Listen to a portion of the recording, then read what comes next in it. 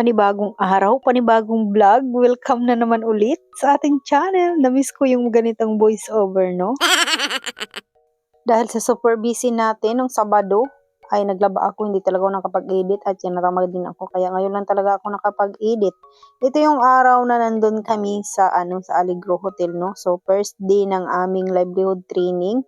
Ayan, bago magsimula kasi yung ating training or demo, ayan, nag-almusal muna tayo dahil libre lahat dito guys. Pag nakasama talaga kayo ng mga livelihood training, ayan, ay libre talaga yung pagkain, yung almusal, hapunan, snack, wala kang gagastusin, no.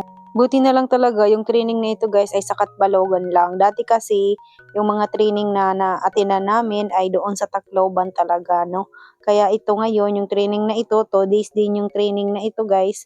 Kaso lang malapit-lapit siya dahil sa Catbalogan lang naman. So, hindi na ako nag-video-video habang nagdi-demo or nag-ano guys, no. So, pagkatapos ng demo namin, hapon na sa mga araw na ito, ayan, papunta kami ng Metro. Mamasial kami, katatapos lang yan ng aming yung training ba namin ba. So, wala naman kaming magawa doon sa hotel, kaya lumabas kami at magpunta kami sa Metro. Mamasyal kami doon. Kaso lang, yung nabili namin doon sa Metro guys, no, ay kape stick lang talaga dahil naubusan nga ng kape doon sa doon sa kinakainan namin, kaya nagbili kami ng kape stick pag halimbawa malamig man. Malamig kasi doon sa venue dahil naka-aircon, tapos dito din sa kwarto namin, kaya ayun, na-addict kami sa kape, no. So ayan, dahil hapunan na, nag-antay kami ng kakain na dyan dahil 6:30 pa naman yung hapunan, kaya inaantay namin bago kami bumaba. Ayan, higa-higa muna. Tapos yung iba namin kasama, nasa Metro din. Ayan, nandyan sila sa taas. 4 sila dyan, tapos kami naman dito sa baba ay 3. So habang nag-aantay kami ng oras, ayan, at nanonood nga kami ng TV. So ito yung kwarto namin. Malaki yung aming kwarto. Ayan, nag-aantay kasi kami na kakain na ba. Kasi bago bumaba ay may oras din. 6:30 yung kainan time. O, diba? Ganyan yung buhay namin. At nakapag-diop kami ng 2 araw.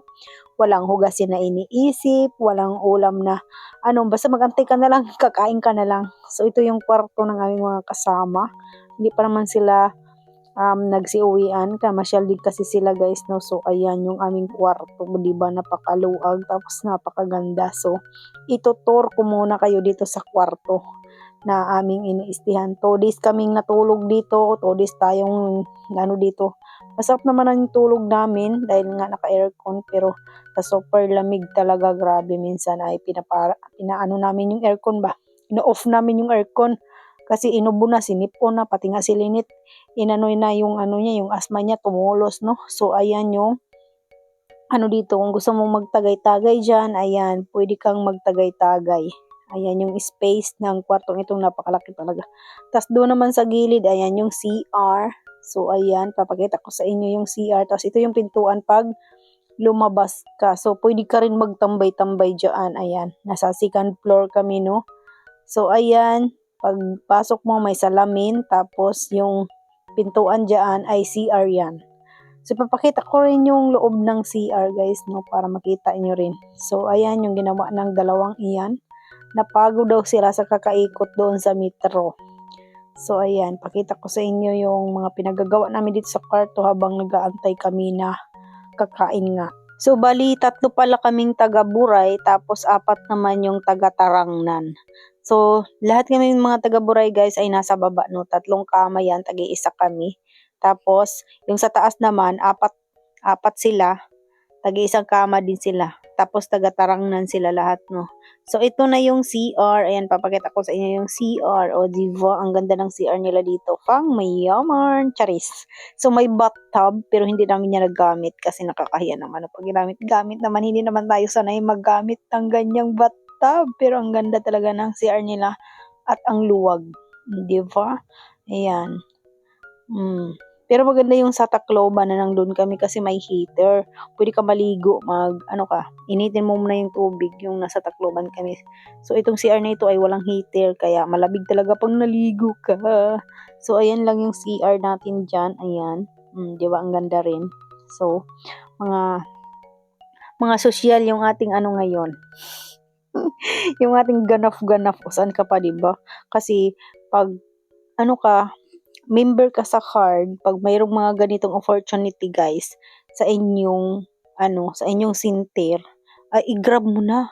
Kasi libre lahat yung hotel libre, yung pagkain, yung pamasahe libre yan lahat, no? So wala kang gagastusin, except lang mayroon kang dalang pera kung gusto mong mag-aliw-aliw at gusto mong mamasyal.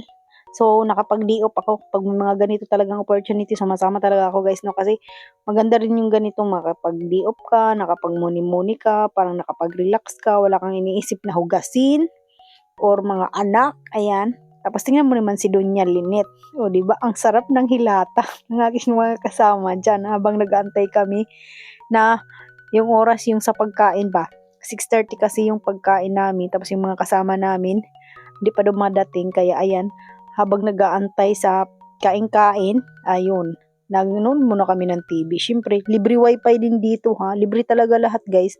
So ayan, pagdating namin dito sa baba, ayan, nagsikainan na yung iba, siyempre 6:30 na, ay nagsilabasan na rin sila sa kanilang kanya-kanyang kwarto. Medyo marami kami, no, pero hindi ko nabilang kung ilan talaga kami. Basta pag mga livelihood training talaga, ako talaga yung sumasama, tas nagsasama na lang ako ng isang member sa amin.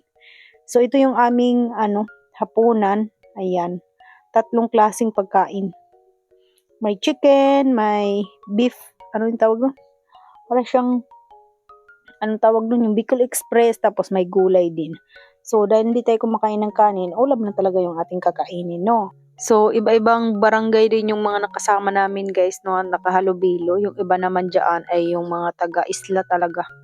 Yung mga nakahalubilo namin. Tapos, bali, 6 pala kami na taga-Buray o taga-Paranas, basta ganun.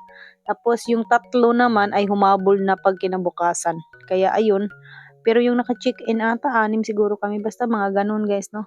So, ginagrab ko talaga yung mga ganitong opportunity na mayroong training. Kasi sayang din pag hindi kayo pumunta doon sa venue. Kasi, chance nyo na matuto na i-share nila, ma'am or sir, yung mga natutunan nila na para sa ating negosyo. Dahil isa na tayong negosyante, kailangan nating matuto din ng mga kaalaman ba, ganyan.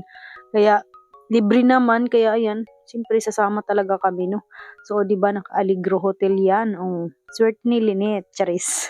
Lagi siya talaga yung kasama ko, guys, no? Kasi wala siyang anak. Asawa lang yung meron siya. Wala siyang anak, walang aalagaan. Kaya, siya talaga minsan yung sinasama ko pag may mga ganitong training talaga. Kagaya nung dati na sa Tacloban din kami, ay siya talaga yung aking isinama kasi wala naman siyang aalagaan. Wala naman siyang anak, no? So, ayan, ngayon lang din namin naranasan yung maglagataw-lagataw ba na walang iniisip na manghugasin, mga anak, at nakapag-relax ka. O, diba, ayan yung aming mga ka-roommate dito. Bali, 7 lahat kami dito sa isang kwarto. O, diba? Sarap ng buhay ng mga madam. Charing.